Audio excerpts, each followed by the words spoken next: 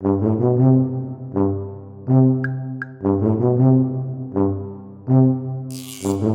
back to Talking Shit, where we are talking all sorts of shit.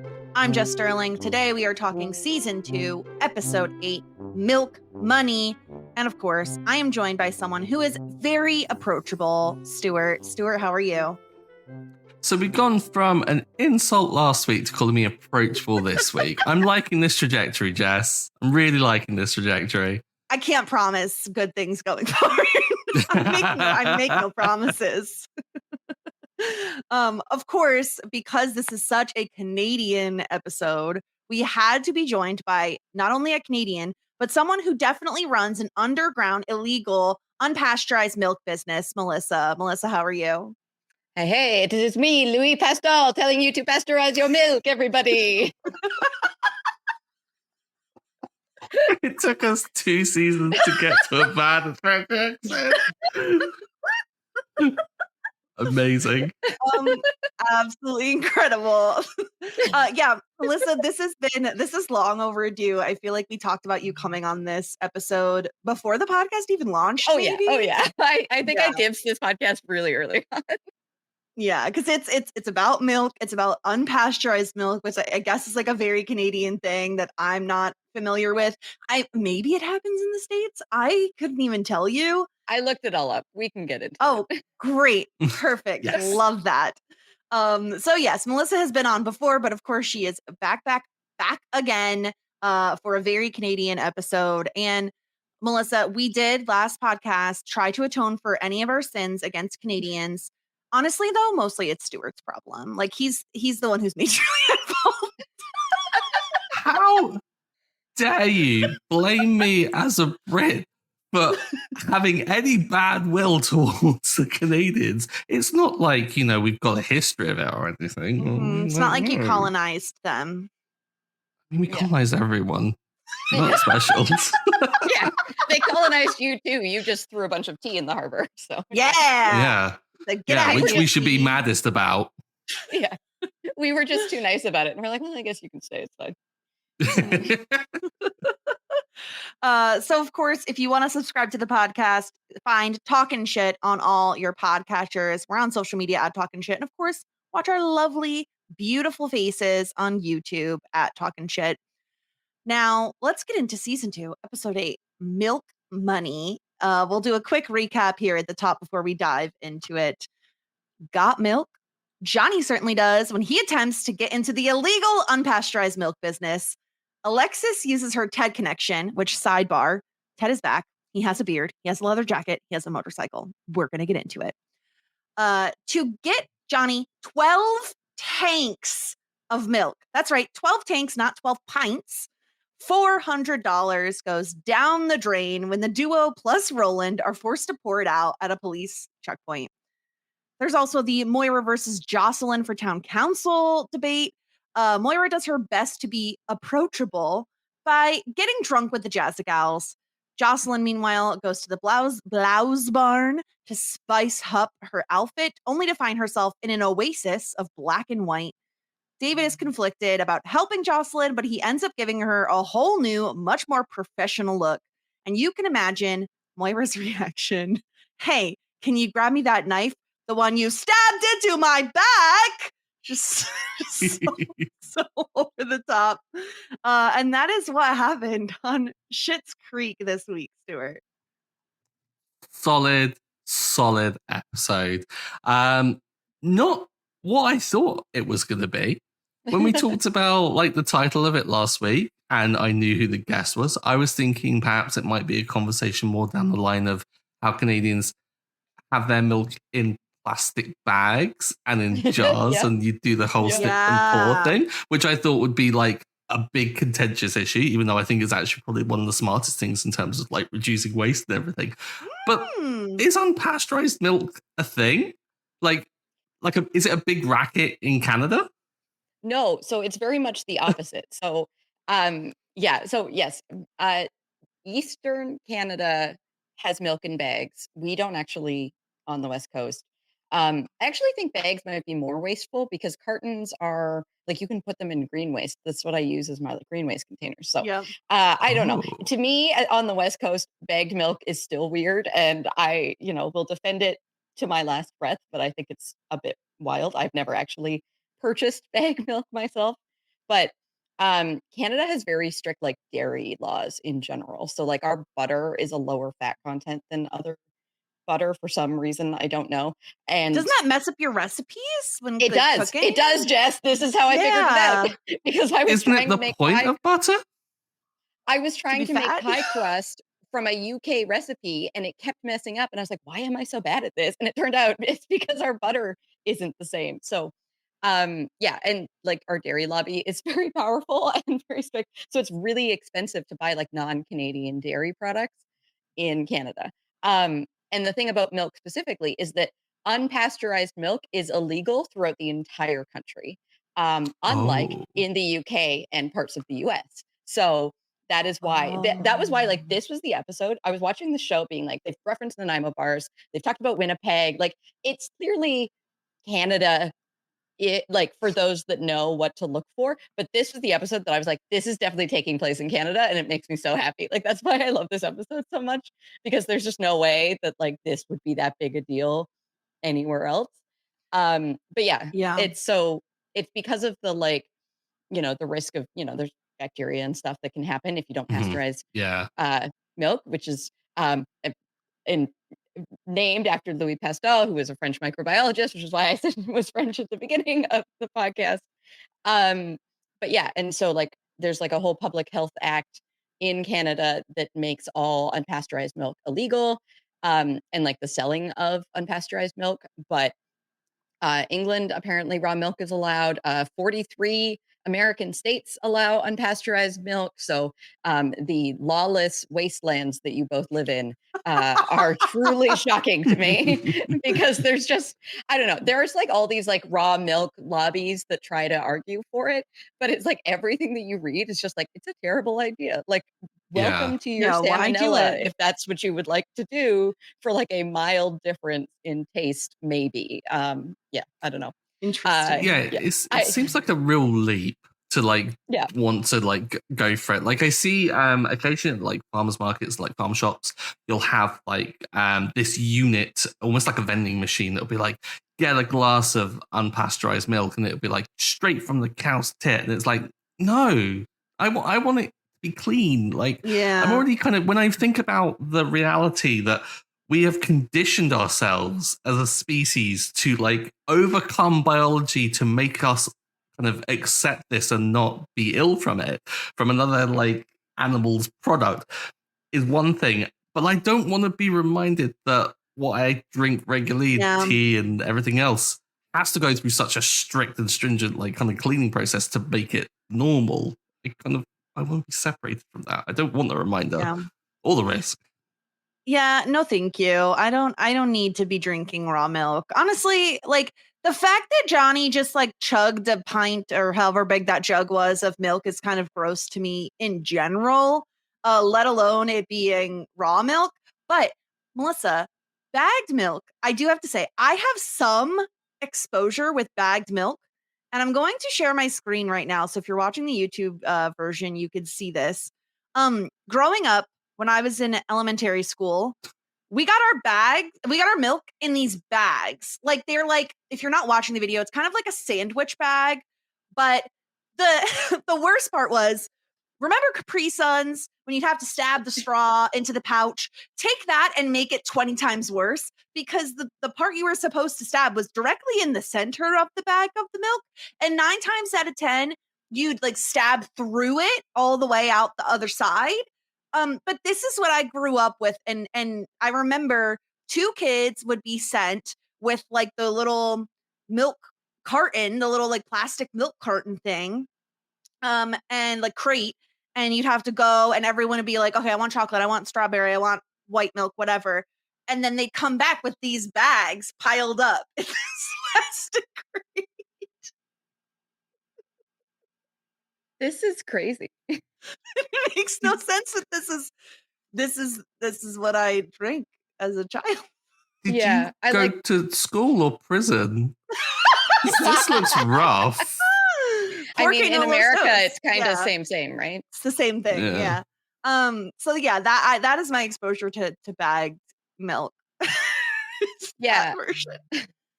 that's wild. So yeah, in to clarify, in Canada, you buy it all in a big bag, and then you like cut it, and then you put it in a jug, and then you pour it. It's not this like Yeah, so Capri Sun crazy that's situation.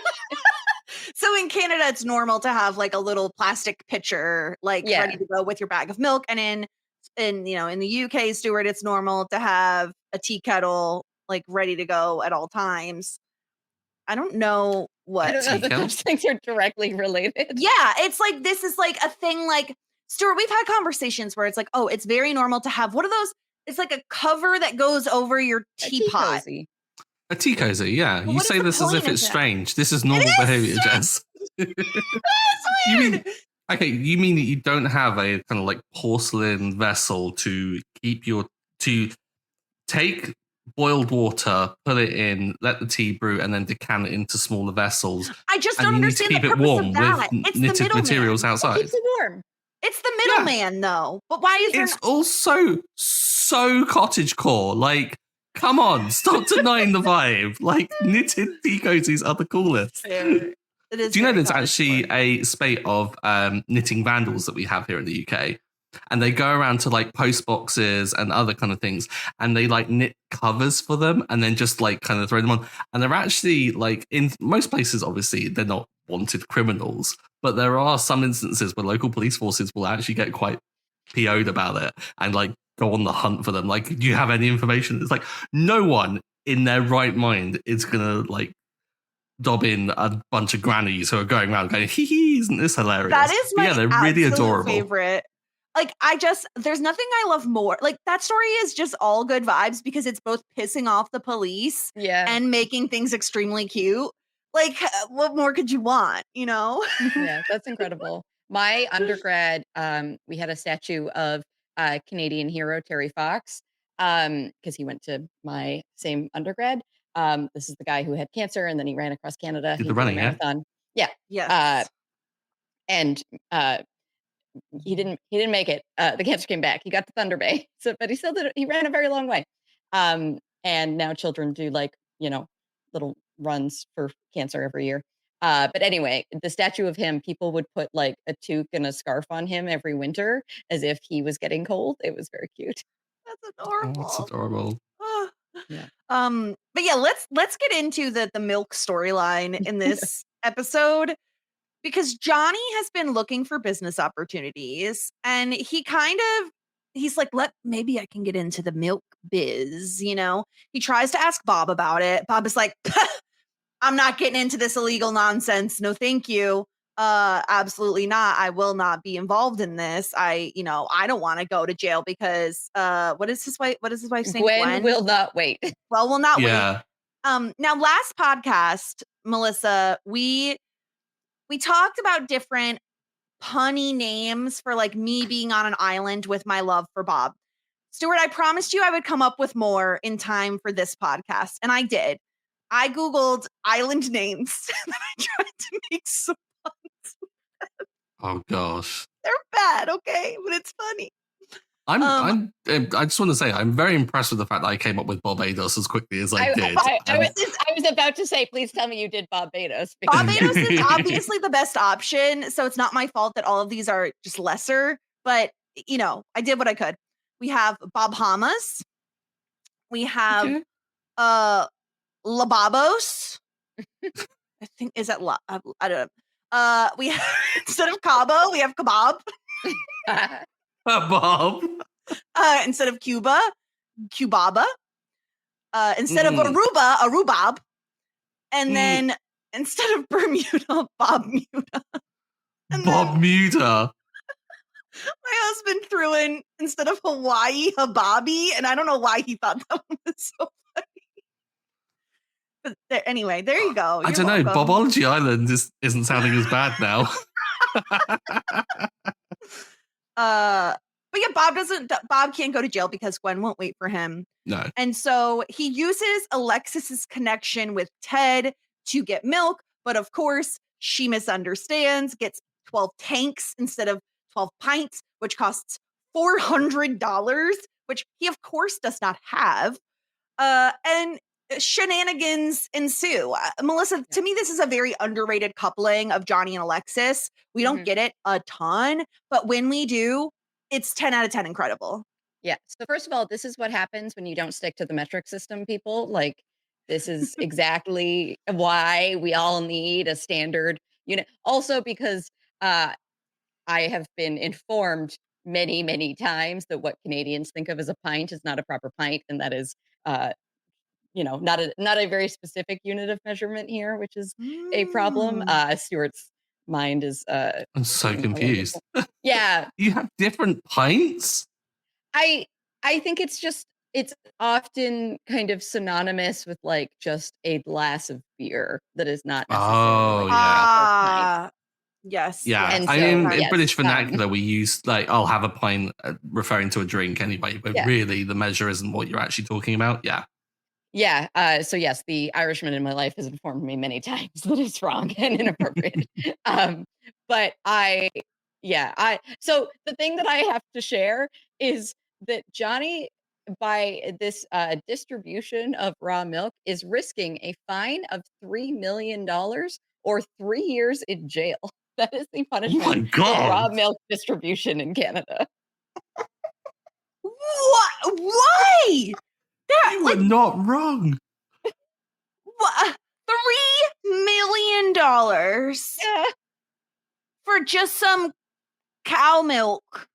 Yeah. So Bob's whole like, I don't want to go to jail is like legit. Fair. Points for Bob. But like, when it comes to the business ideas here, why does Johnny settle on this? Like, we've already had the possibility of Bob's Bagels before. So why has he settled on this one, I think knowing he it's just likes illegal? the milk taste, right? He just has that Yeah. one glass and he's like, oh, this Yeah. is good. I want more of this. Maybe in getting some for myself, we could also sell some to other people. But yeah, I think he Yeah. really I would've underestimates how bad this could be. I would have loved an like an alternate reality version where Johnny breaks bad and gets into the underground milk business. Yeah. That would have been so That would have been such a good spin-off. Yeah. Just I to have see this- I have like this- to see him go around Walter Whiting everything. That'd be incredible. Him and David and Narvi trying to like Mhm. trying to cook, like, which is actually just decant raw milk. Yeah. Yeah. Yeah. Because the whole point is they're not heating it. That's the entire thing. So there's no cooking involved. Yeah. Yeah. I have this quote from a pro raw milk in BC website, because again, these exist because libertarians are weird. That says consumers are desperate and will buy raw milk of unknown quality from anyone who may sell it. And the idea of people being desperate for raw milk is just very funny to me. Yeah. I don't understand why. Oh my gosh. But one of the best parts of the storyline is that the connection to get the raw milk is Ted. Yay. Ted has returned. Ted not only has returned, Stuart, but he has a beard, he has a leather jacket, and he has a motorcycle. Ted got hot. Like, Ted Yeah. went away and was like, I'm going to spend all of these like vacations that we'd booked. Also, Mhm. called that. Just going to You really did nail that. called Yes. that. But yeah, use the time to spend it on himself and just look been in the mirror working and out. go, how could I be hotter? Lift things and let things grow out a little bit. And yeah, Ted's looking good. So much so that Alexa's like seems to come along and is like clocking it. Helmet comes off. Alexa's surprised, but not, I think, like turned away from the fact that it's Ted. I think Alexis is Yeah. she's having some regrets, maybe. Well, he won the breakup. And I know we don't like play by this game, but Melissa, he won the breakup. You know what I mean? Like he got easy, hot. yeah. He like, but he's still Ted. Like, I love the moment when he calls the motorcycle this puppy and he's like, pun intended. And I'm like, Yeah. Ted. Yeah. Apparently the puns, by the way, are a Dustin Milligan like insert. I believe that. Yeah. Yeah, that they like didn't do a lot of improv on the show, but that he would like kind of put them in. And so eventually the writers started like adding them in for him. So yeah, those come like directly from Dustin Milligan for the most part. It's so great. Also, we love Ted being pro helmet, Sarah. Just to, call back Helmets to are the past important. podcast. Yes. Yeah, because what is it? Alexis brings up Sons of Anarchy, and he's like, "Yeah, but none of them wore helmets." So, and I just want to say, well, I agree with you, Melissa. Obviously, wear a helmet. Um, don't buy a motorcycle. Can I just like throw that out there? That like a helmet only does so much. If you run into a tree, a helmet's not going to protect your spine. Like like you could die. And so I just think as a vet who has medical knowledge, Ted I know the motorcycle gives you like hot points, but it's so dangerous. I just can't be on board with motorcycles. I can't. Okay, I do have to point out though the reason why you think a motorcycle is dangerous is because it might run into a tree. Well, that's an example. Like you could just Okay. crash into another car. Sure, yeah, Anything I you're think going to that's crash far more into. likely. Yeah, like Yeah. you will die because you have no and also, can I point out, I hate those signs that are like that. I don't know if this is a thing in Canada or the UK, but there are signs that people probably not. I feel like Americans love their signs. They'll put out signs and it's like, watch out for us. And it has like a person on a motorcycle on it. People will put them in their yard. And I'm like, you are making yourself smaller on the road. And also, you are not protected by anything. You should be watching out for the cars because it's dangerous. Like it's not my fault. You just took yourself and you just went. I'm now smaller on the road. It's Just so as safe dangerous. pedestrians left and right. Yeah. I also hate pedestrians. That's all. Yeah, So it's the your American thing I've ever American car heard. culture is really showing right now. Hmm. But you don't have those signs, I assume, that say like "Watch out for us." We kind of do, but they tend to be more like council-y kind of ones that they do put up that's kind of warning you about certain things. I mean, we have some weird signs, like we have warnings about like frogs and like deer signs and stuff like that. Okay, Like the deer wildlife I get, but what are the frogs doing? Yeah. frogs are slippy. Like if you get loads of them coming out of a pond and you hit them, that's worse than ice. You'll like skid off. No, there are signs to be That's like possibly frog not what it crossing, is. Frog You do get- crossing, watch out.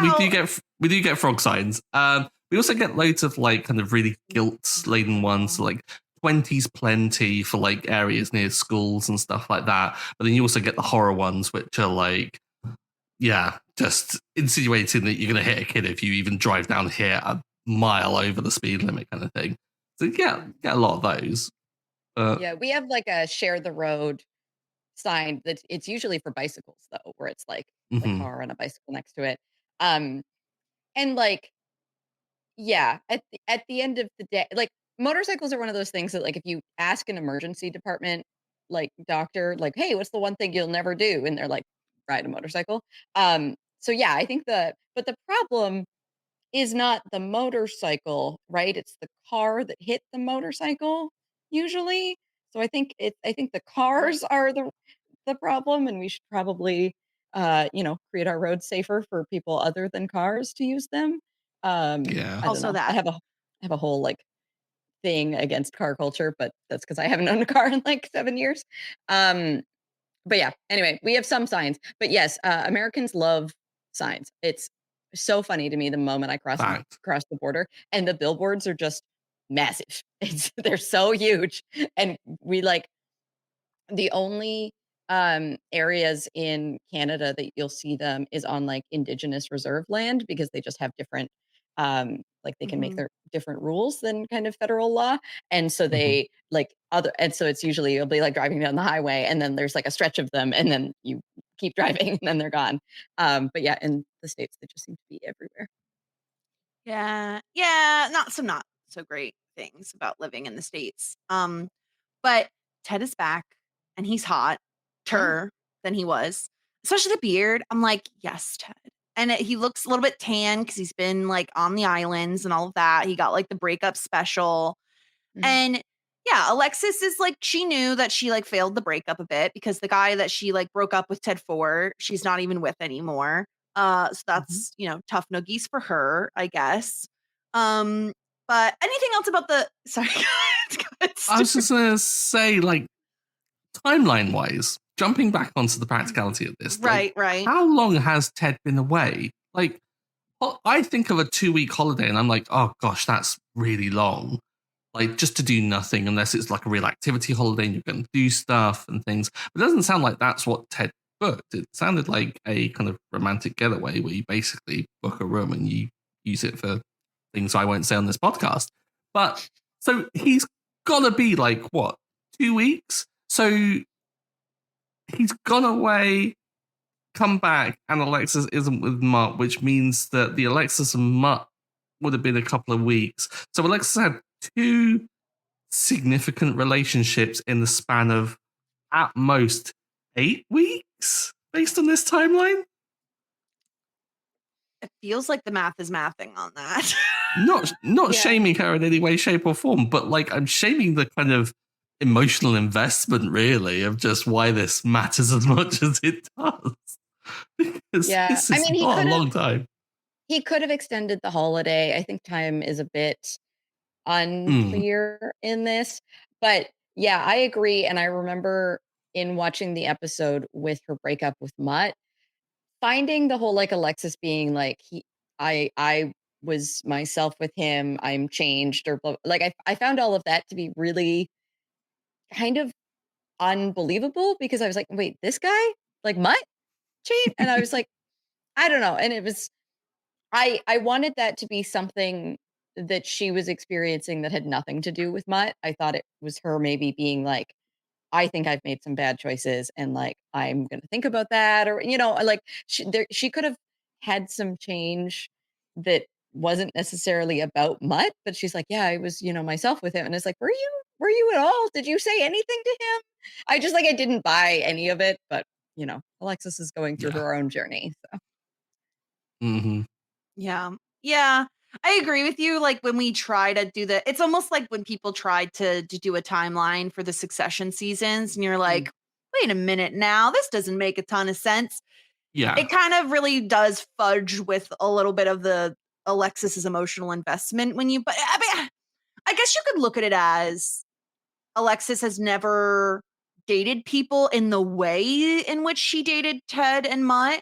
I don't think she ever really was in a place in her life where she didn't have a zillion friends around her at all times, like also taking up some of her emotional energy, some of the the energy she had for relationships.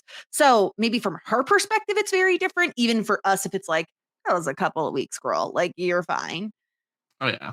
I think it's also like I am applying strict logic to what is a silly sitcom, and there is the whole like suspension of like disbelief kind of thing. Yeah. You do just have to go along with it. You're not meant to sit here and analyze it. But we're a podcast talking about Schitt's Creek. We are going to get into the things that most people, I think, couldn't get into. But yeah, it's just a strange thing to think about when you do kind of look at the actual timings of it all. But Ted coming back, I'm really happy, because I was worried that for a while that it might be the whole season that he was gone and that we wouldn't get to see Ted again. Good on them for having the restraint for 8 episodes to wait until now to kind of reintroduce Ted. But I'm really glad to see him back. Yeah, I love Ted. I'm so happy he's back and we can chat about him again. But let's get into this whole Moira versus Jocelyn. Stuart, how are you feeling? I know you're a huge Jocelyn stan, and now we're getting, it's a little passive aggressive, but we're getting a little bit of sniping between Moira and Jocelyn here. I don't like it when they fight. My favorites. Why are they like? It's funny, it's hilarious, but I don't like it. I want them to be friends. I want them to be happy together. But no, the competition between the two of them is hilarious. Like seeing the way in which the two of them are just so easily like kind of picking at the thing that the other one finds so irritating. And I love this kind of shift of Moira becoming more of a Jocelyn and Jocelyn becoming more of a Moira in certain ways is hilarious to see. But David, pick a side, bub. Like, what the heck? You can't be helping Jocelyn like this. Ridiculous, right? I I don't know, think David Melissa, I guess seems you could say it's part of his job, but yeah. the hair was a bridge too far, I think, because that's not a part of his job. Right. Yeah, fair. It's very funny that I think David feels like he can't help himself, but like see Jocelyn is such a tragic case that she is desperate for his advice. And I adore Dan Levy's like physical acting as he's going through and just like separating the clothes and making faces like, you know, and it was so good. Um I sort of admire that he's kind of willing to help Jocelyn. Like, it's one of those things where it's like, does Moira want to be on town council because she actually wants to help the town and know anything about it? Or does she want to be on town council because she's bored and it's a thing to do where she can exert her opinion over other people? Um, so I don't know. Maybe it's not the worst thing in the world for David to be helping her, but Moira will obviously see it as a huge betrayal, which is very funny. Yeah, I do love that he knows that she knows right away, and he's like, "I told her not to wear the skirt with the jacket. Yeah. Like, I told her it was too much." It's a great look, by the way. I don't know. I clearly don't have David's level of style, but I thought Jocelyn looked lovely. Like, yeah. But I think that's why it's so I think that's why it's so funny because David has such a particular style and like a way of doing things that Moira knows that there's Yeah. just no way Yeah. Jocelyn did this by herself. And Totally. also, Moira and David have a very similar sense of style where it's like, but I noticed it was very matchy matchy, and that's not very good, David. Like, I'm critiquing you a little bit. So Mhm. I think that it just makes more sense. But like, Stuart, the hair, he didn't have to help her with her hair because I feel like that is something Moira is a hair lady. Like she has wigs. You can't just be like, "Oh, and now I'm going to help you with your hair, Jocelyn, so that you don't look like an 80s housewife."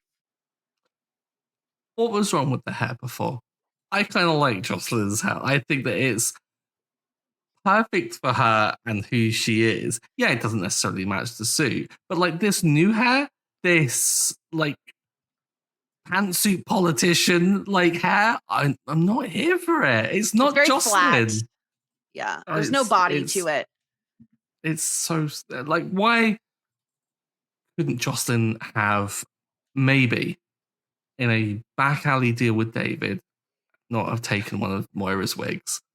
I think that would have been spicier. I think it would have been hilarious to see them fighting over it. And you can imagine Moira just seeing it and just looking. And I think maybe not even addressing Jocelyn, just like looking at the hair and just being like, I don't know, Moira, how could you betray me like this? And just talking to the wig would be brilliant. But that's I Jocelyn's hair. If we're saying that helping Jocelyn with her hair is a bridge too far, stealing one of Moira's precious wigs, I feel like, Melissa, that is grounds for like disownment. Like you're written out of the will. Yeah, that would be, I think, really too far for sure. I think the hair, I don't know that I even clocked as much when I was watching this if David really spent any time with that or if it was just kind of helping the outfit and Jocelyn sort of um Hillary Clintoning herself as a part of that. But um, yeah, the wig would have definitely been like I think that Moira's reaction at the end would be less funny because it would be more justified in terms of the like, yeah, this is you Mhm. really Yeah. stabbing your mom in the back, as opposed to at least here he was just kind of helping a tragic case of fashion, right? Especially because she walks out in that one dress and she's like, "Do you have this print in a different color?" And everyone is just like, where did you find that in this store anyway? Like, I counted at least 5 Blackbird decor items Yeah. in the new blouse barn. And I just, where, where did you find the one hideous thing in this store? Like, I don't understand. Everything is black and white. Where did you get this? Was it something that Wendy had in the back that she snuck out to you when David wasn't looking? Yeah, Still I'm trying corners to of the figure blouse out. barn that need to be cleaned. I was Seams or gonna say, I'm trying to cleansed. figure out the layout of the new blouse barn and like is the old stock just kind of in the middle and David is slowly like encroaching from the outside? Or is it like a left to right situation? I feel like there's got to still be the old, you know, clothes somewhere in the store, and Yeah. Wendy maybe hasn't given up complete control, but David is like ever so closely like Yes. expanding his influence on the I store. wonder if it might be like Alexis's bed situation where like there'll be a stockroom that is just full of just the old stuff that they can't really get rid of, but it's just hidden away, out of sight, out of mind kind of situation. Blouse Barn is so different though. How is this going to work with Elmdale though? Because I get the impression beforehand that the Blouse Barn was thriving because of people like Jocelyn who are going in there and were accustomed to it. Like, is this going to be a step too far? And is David going to find himself a little stuck in like kind of pushing through too much change before Schitt's Creek can really, or Elmdale can catch up? Like, there were at most like 5 items per rack, whereas the Blouse Barn was like more 500 of just sifting through and trying to find the gem, like the diamond in the rough kind of thing. So surely, unless this somehow works out, surely David's not going to be in this job for that long, right?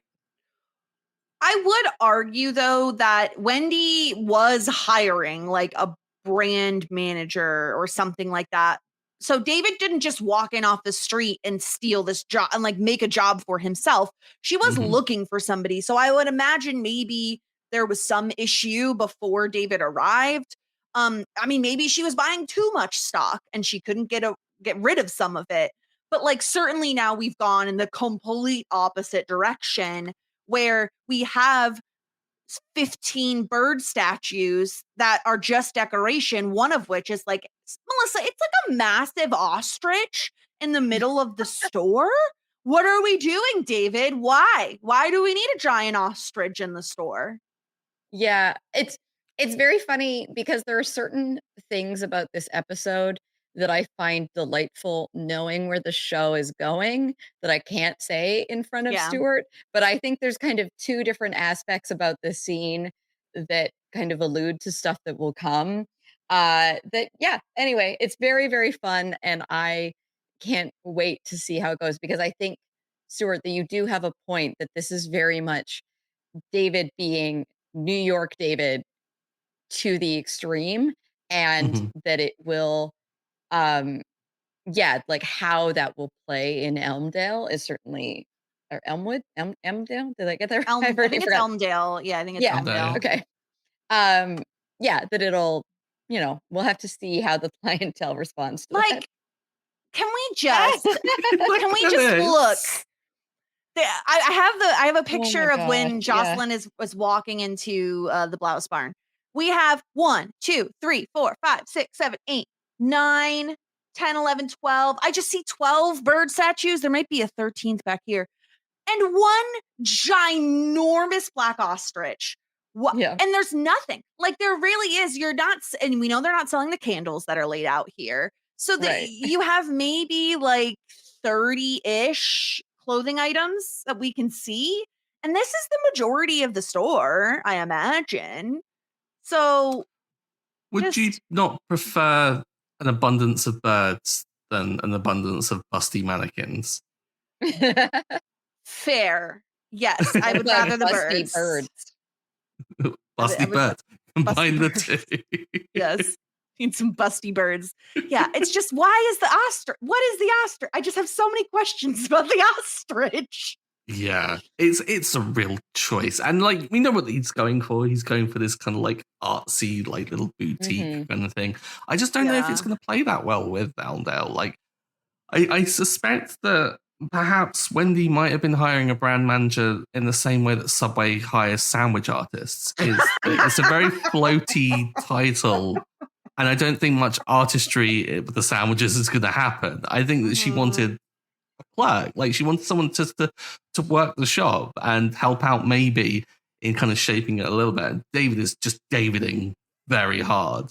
I'm just a little concerned. But Moira, Justin finding something to work for her, though, is really good. I do suspect that maybe a little Simpsons parallel could be like Marge with the Chanel suit. Like, I I like to think that maybe, because I imagined like it was quite a spenny suit. Like I can't imagine that David's finding real cheap stock. So maybe we'll see the same suit in like different ways going forward. I don't know if we are going to crib from that. Okay. But you look good. You look good. Yeah, she did. She looked great. Yeah. Moira's trying to become approachable. I did pull this. I've started to get into pulling not music, but like audio things from episodes. And this made me laugh so hard. I am approachable. I have an important question for you, David. I am approachable. It's the cadence. Like no one can replicate that in the same way. Like loads of people do Moira impressions, like trying to replicate it. Like we did so on the fruit wine episode. Like yes. Pearl. And I don't think anyone ever nails it the way that Catherine O'Hara does. It's just incredible. Yeah. She's an icon. Yeah. That combined with the gold outfit is just everything you could want from Moira, Outfit was brilliant. Yeah, and she's so smart. Yes. Yeah. I feel like, Melissa, it's so intelligent to like take advantage of, Jocelyn is late to the Jazzagals. Oh my gosh. Well, also, let's get to know each other. I have alcohol. Like, what? Come on. Like, just chef's kiss for Moira there. Yeah, I love this moment where she's like, let's all get to know each other. Well, you all know each other. So why don't you get to know me? And they're all sort of like, I don't know about this. And then she pulls out the vodka, I think, and it's just like, oh, okay, now they're on board. And she's, bonding with the common folks. So I think it's I don't know. It's funny. I don't actually remember where this specific storyline goes. Oh. So I will be excited on this rewatch because I think it's I think that there's very big reason. Like Jocelyn has this whole like she's lived in Schitt's Creek, she loves the town, but she's also married to the mayor. So I definitely see how that might be, off-putting for some people. And Moira's coming in here with like fresh ideas, and she's got this like big city shine on her, and so yeah, I think that it will be a good. Everyone seems excited for like an actual election, as it seems like basically people tend to run unopposed. Yeah, small town, right? I feel like this is probably pretty common. But I feel like I saw a thing recently where there was some town somewhere, I don't know, probably in the United States, where they elected animal mayors because like it was just such a small town and no one cared. And like a golden retriever is the mayor of that town, and it just made my heart soar so high. Bet they have no problems whatsoever. Yeah. I mean, when dogs are your mayor, you couldn't. Yeah. You're so happy all the time. Yeah. All right. Let's get into some feedback. We did get an email from Scott talking about, because he was catching up on the podcast, talking about the relationship between Stevie and David. And he says, love the podcast, really enjoying reliving this amazing show again. My stance on the quote unquote Davy relationship is this. I also really hope they wouldn't stay together because I love their friend dynamic so much. I believe that Dan Levy and the other writers just wanted to get the distractions of a will they, won't they out of the way early. And by handling it this way, they're saying, hey, we see it too, but tried that. It didn't work. And now we can move on and not worry about it anymore. Keep up the great work. I'm sort of dreading catching up because I usually listen to multiple eps of the pod at once, similar to my first of several viewings of the show. So thank you so much, Scott. And I like Scott's theory that they're like, people are going to speculate about it anyway. Let's just do it and get it out of the way. So that way we don't get people questioning us constantly. Yeah. Otherwise, I think being millennials have grown up with like kind of certain film franchises, and like Melissa, I think what with your coverage on like Hue or kind of all the kind of YA before was just, you can get real toxic elements of fandoms when the shippers take over and make things incredibly tribal in terms of like how you should enjoy the show and what you're reading into it and what you're not. I think it's a great way of just kind of saying, no, this isn't it. Don't have this conversation. It's done with. Yeah, I completely agree. Yeah, I think the relationships on this show thinking kind of long term about them are handled so beautifully. I think that they're often so realistic in their portrayal. I think that nobody is like goes into these relationships in a like, oh, you're perfect and wonderful and have no flaws. It's like they're so often so very honest of um someone being loved for exactly who they are and sort of like I accept the weird things about you and that is part of what makes you wonderful, but also sometimes you're a bit crazy and that is like it's just this very beautiful dynamic that I obviously I'm thinking about one relationship in particular that we're not going to talk about, but there's lots of like really great, even just like Johnny and Moira, right? Like we see them Yeah. so often being such a team and so supportive of each other. Mhm. Thinking to the fruit wine commercial and whatever, as much as Johnny might have gone too far, I think that it was very sweet of him when I think how quickly he got on board with like, oh, it's not me that you want, it's Moira. Well, yes, of course, like she's wonderful and I'm here to support her wholeheartedly. So yeah, I think that it is um yeah, I think that there is just some fun stuff to come with that. And I think that it's interesting especially for someone like Alexis, where we're like seeing her go through these relationships that aren't working out and seeing her learn about relationships and how she wants to be in them and how she wants to um, have someone be with her in these relationships. And we'll see her kind of grow and continue to experience that throughout the show. So, yeah, anyway, it's great. I am not I get what the point is about the David and Stevie of it all, of like, we're just gonna kind of get it out of the way and not have people speculate about it. And that's fine. There is a part of me that just like wishes we had more portrayals of just like platonic friendship on TV and Mhm. that Yeah. it's, it's just one of those things where it was just like, yeah, that's not the dynamic of our relationship and that's okay. And that's like a lovely, like our And relationship is still very common. meaningful and important. And yeah, right.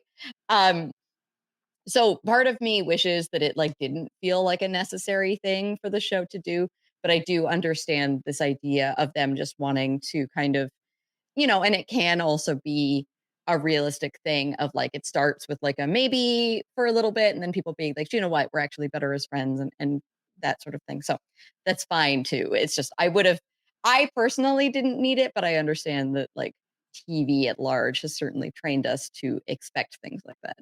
Yeah. Yeah. We did get a 5-star review. And as promised, if you send us in a 5-star review, we will read it out loud on the podcast. No matter what it says, we're going to read it. So this is from EU Nicknames, which is honestly a brilliant username. And their review is entitled, "You're My Mariah Carey," which is a quote from the show later on that we'll eventually see. Uh, with fun and relatable Jess, like, thank you so much. Charming and adorable Stuart. Stop it. Lovely guest hosts, Melissa. And a great show to dig into. This podcast just couldn't be sweeter. I love hearing Stuart's theories, and Jess is great about not spoiling. What a perfect Friday treat. And they added at the end, Stuart. And yes, please do Parks, aka Parks and Rec. I think you have to. I think the writing is on the wall, Stuart. I think the ship has sailed. The You're train kind has of left the obligated now. station. It is just, it's happening. Mhm. Okay. Okay. More podcasting. Lovely. Love it. You try and get me by saying I'm charming and adorable, which I've never been called in my life. That's a lie. That is an absolute lie. Genuinely. Really? You are both charming and adorable, Stuart. Yeah. Just, yeah. Oh, stop. Oh, stop. No. Stop it. Jess, I don't hear you saying it, Jess. No, you're very charming and adorable, Stuart. Stop. And I too am fun and relatable, right? Of course, Stuart? yeah. Fun and relatable, yeah. Yeah. Obviously 2 words to describe me. So thank you so much, you nicknames. And yes, please send in 5 stars. We really, really do appreciate it. And it does help more people find the podcast. And what do we want more people weighing in on things, It's Yes. more data is always good in science, right, Melissa? You're a scientist. Absolutely. Yeah. Yes. You need that sample size.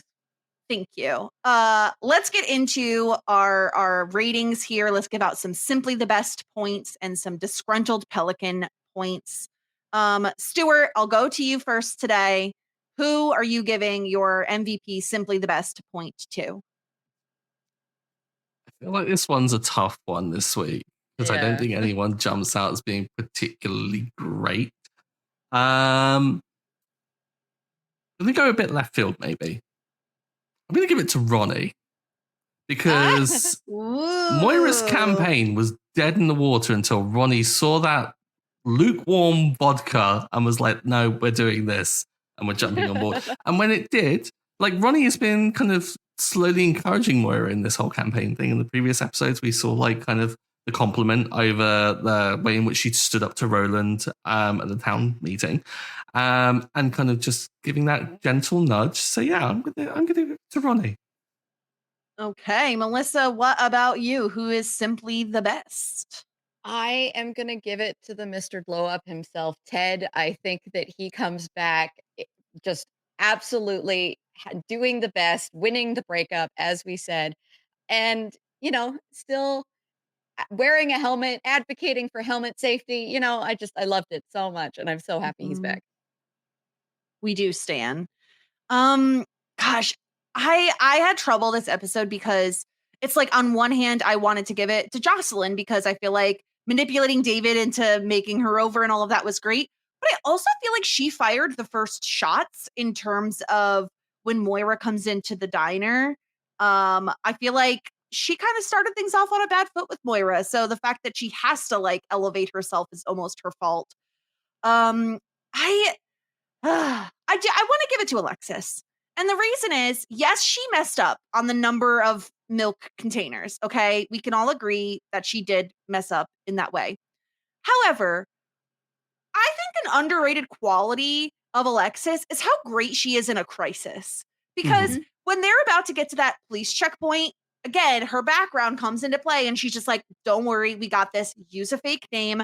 I'm Jennifer. And I just love how she's she's like, my birth name is Angelica. Yeah. It's just Great don't think extra we- detail. I don't think we Mhm. talked about this scene enough, to be honest. Just like the three of them completely doing terribly at this checkpoint. And also the Canadian accent on this police officer made me very happy because it is very obviously Canadian. And yeah, just the absolute, like, all of them being worse than the one before as they're so obviously up to something. It's just Yeah. so funny. It was weird because like the whole Jacob and Jacob thing could have lent itself to being a good lie because what are the odds of getting two Jacobs? Like sometimes those weird things do happen and it's kind of like it may distract you away from the key thing. But that's as much of a compliment I'm going to give the guys for their lying. Like if it weren't for Alexis, I think they would have been like handcuffed and like being pushed over the bonnet of that kind of vehicle Yeah. immediately. But yeah, it didn't go well. Didn't go well at all. Yeah. All right. Let's give out some disgruntled pelican points here. Stuart, who is your disgruntled pelican this week? Typically stuck between a couple. I'm gonna give it to Johnny because Okay. he's had some possible business ideas. But first off, we open with him drinking Bob's milk, lying about it badly because he said that it was going to be just as part of his coffee when he's sat with an empty bottle of milk right next to him that he has clearly just chugged and seemingly is just doodling on a pad of paper and not actually coming up with proper business ideas. And so rather than actually pursuing the business idea that I liked the sound of, which was Bob's Bagels, he is going to instead pursue an illegal career in raw milk. It's just the worst. I've got to give it to Johnny for that reason and that reason alone. Melissa, what say you? Yeah, I'm also giving it to Johnny. And it's not only this, like, kind of going into the whole raw milk of it all, but also how angry he gets at Alexis. And just like the fact that he's so, like, insistent on this being her fault. And it's one of those things where, like, yes, she got the measurements wrong. That is very important. But it's also one of those things where, like, he has to take some responsibility here for the fact that he is the one trying to do this like illegal thing, and maybe you can't buy raw milk in pints. So she, it's Anyway, it's very funny to me, but the fact that he like keeps hammering on about it and then is so bad at lying about it after the fact is just, yeah, Johnny, unfortunately, I don't think anyone was truly terrible this episode, but I think Johnny was sort of the worst of them.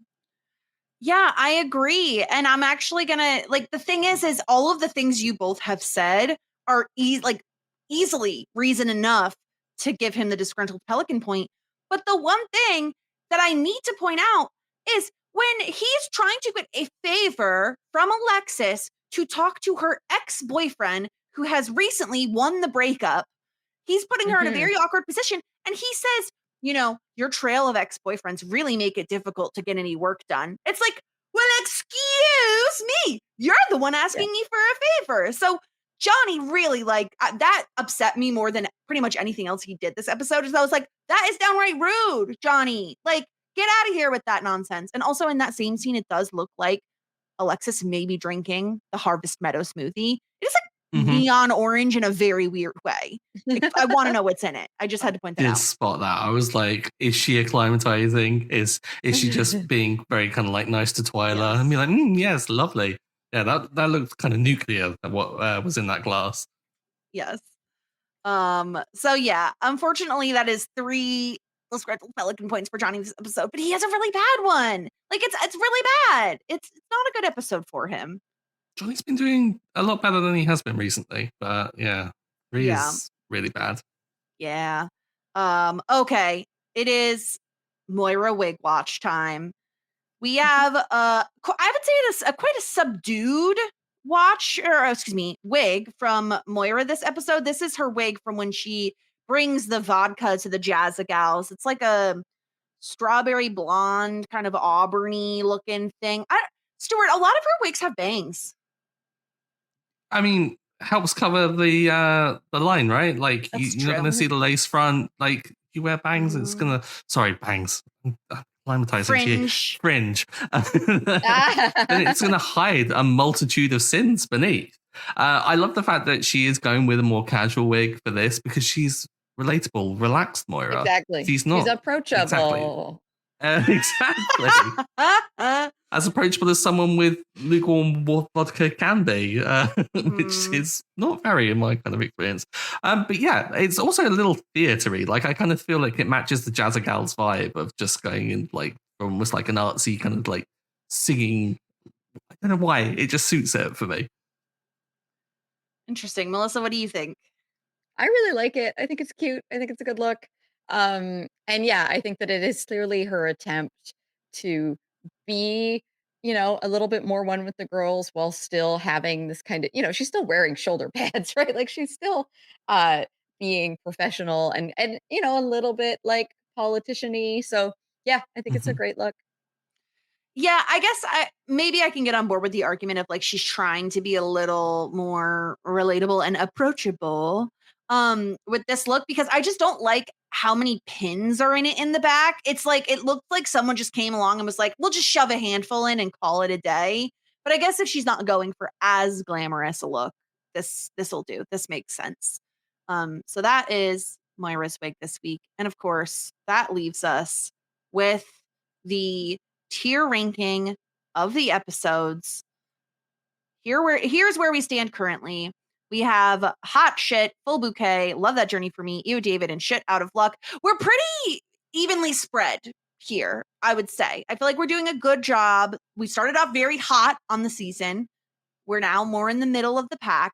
But Melissa, do you have a gut instinct on where Milk Money belongs on this tier ranking?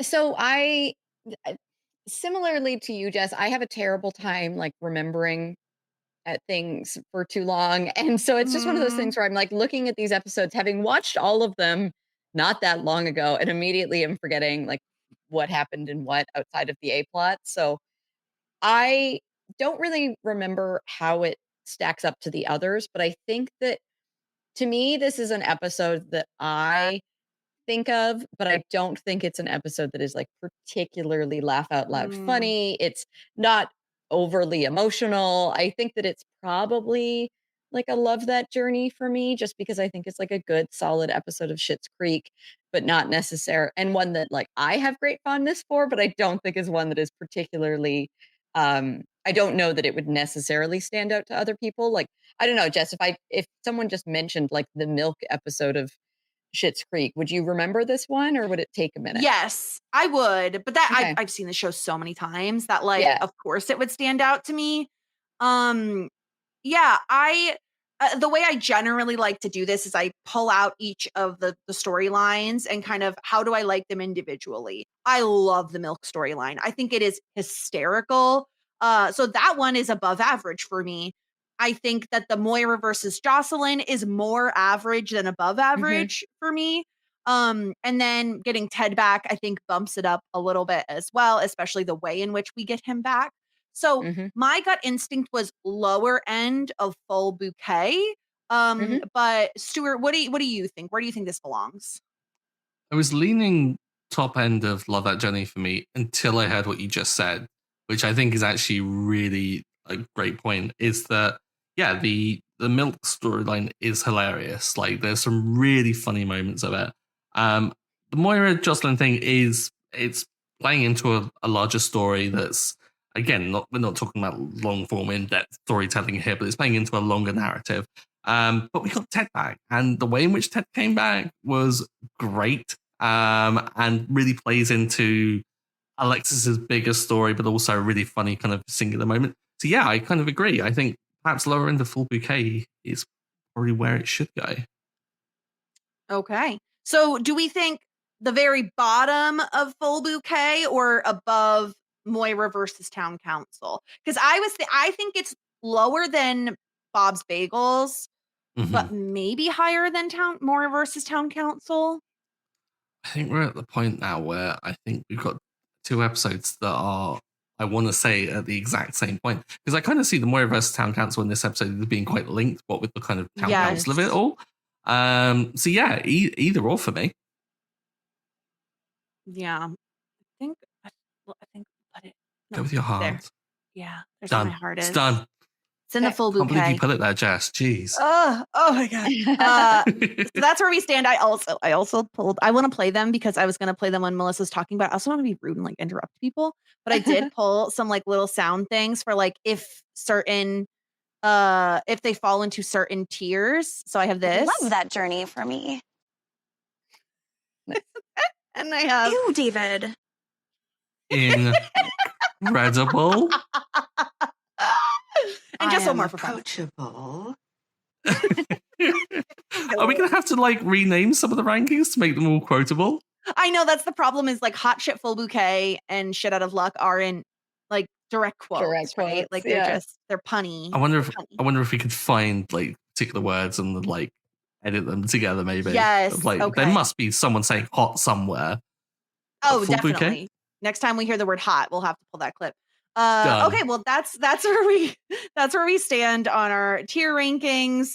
And yeah, I really love this episode. I think it's so enjoyable. I'm happy Ted is back. Like again, I think we get some couplings that we don't always see. I think Jocelyn and David is another one that is like really Mhm. interesting that we get sometimes throughout the series.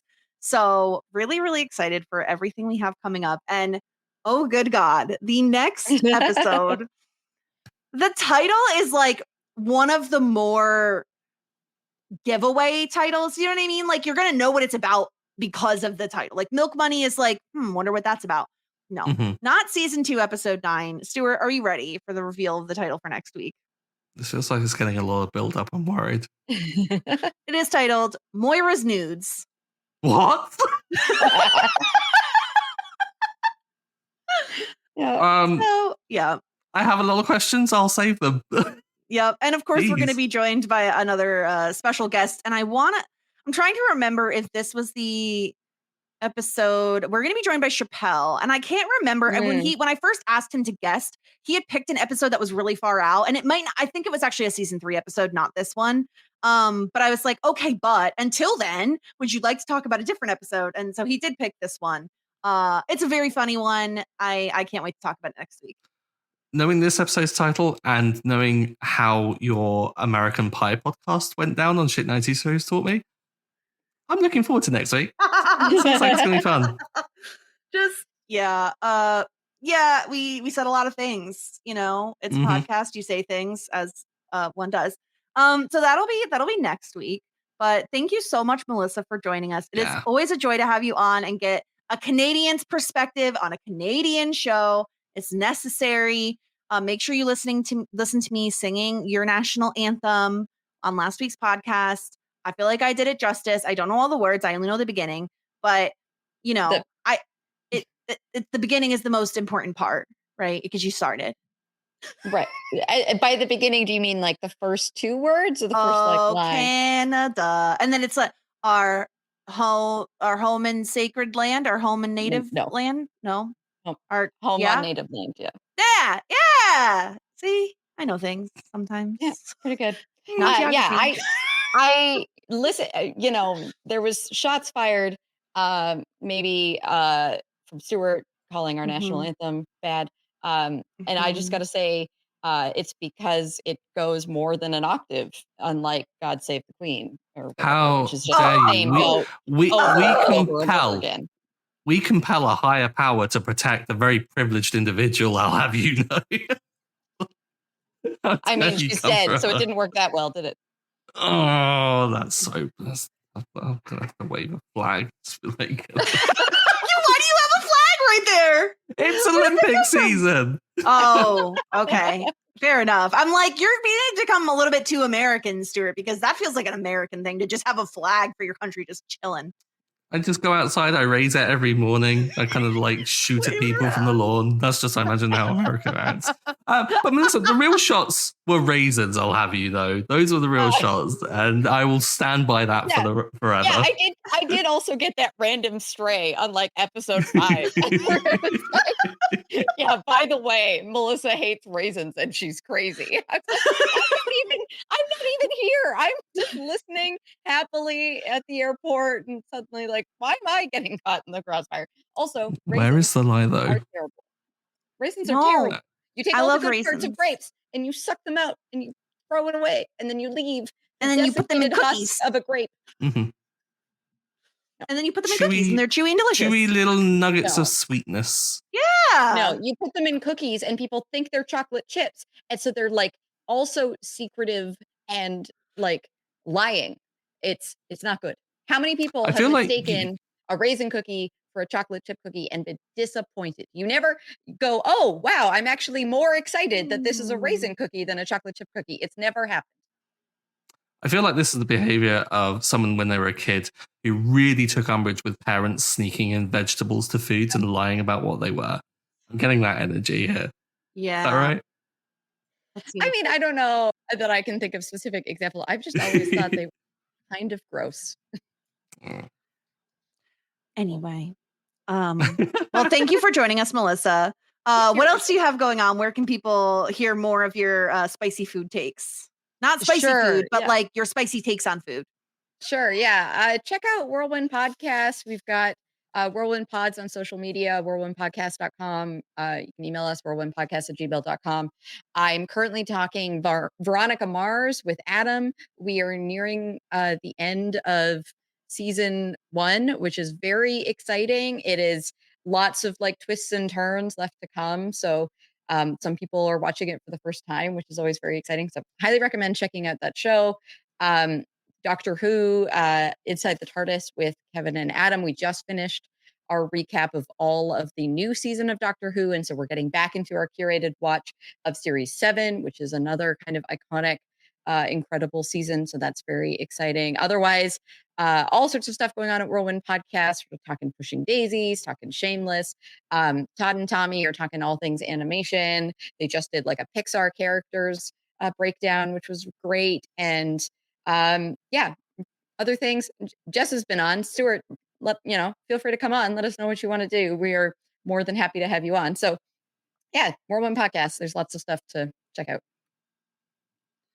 All right, Stuart, anything you want to plug today? The Olympics? Are you watching the Olympics?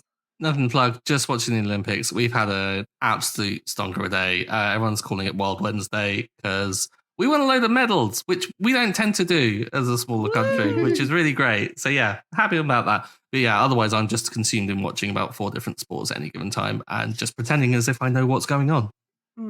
Yeah, I maybe my spicy take is I really just don't care about the Olympics, but with the caveat that love Simone Biles, she can do no wrong in my book. Like she's just the biggest star that's ever lived ever. And I love consuming the internet's thoughts about the Olympics. Like the internet is now obsessed with some man who only does the pommel horse guy. and I don't understand I'm like, okay, he sat for 2 hours. I literally do that every day. In fact, I sit more than 2 hours. So like, can I get some love over here? I don't understand. They're like, oh my God, king of sitting. He's so great.